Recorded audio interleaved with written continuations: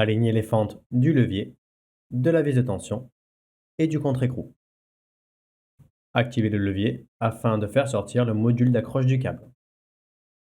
Installez le plan du câble dans le module d'accroche, puis faites glisser le câble entre les fentes du levier tout en relâchant le levier. Vous pouvez alors désaligner la fente du contre-écrou afin que le câble ne tombe pas. Puis desserrez complètement le contre-écrou afin de vous assurer que la fente du contre-écrou et de la vis de tension ne soient pas alignées. Puis, serrez complètement la vis de tension. Assurez-vous qu'aucune fente ne soit alignée.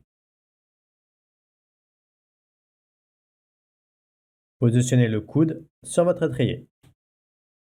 Afin de mesurer la longueur de gaine idéale, commencez par installer une extrémité de la gaine dans la vis de tension du levier. Idéalement, la gaine devrait former des courbes naturelles, sans être trop longue. Elle ne devrait pas non plus être trop courte, car cela pourrait abîmer les embouts de gaine ou éviter que le frein ne s'ouvre complètement. Idéalement, la gaine est assez longue pour former des courbes naturelles et elle ne contraint pas l'ouverture du frein. Marquez la gaine où elle va être bloquée dans le coude. Afin de sectionner de la gaine de frein, vous pouvez utiliser une pince coupe-câble ou bien une pince coupante bien aiguisée. Veillez à ce que la coupe soit franche et nette afin que le passage du câble ne soit pas entravé.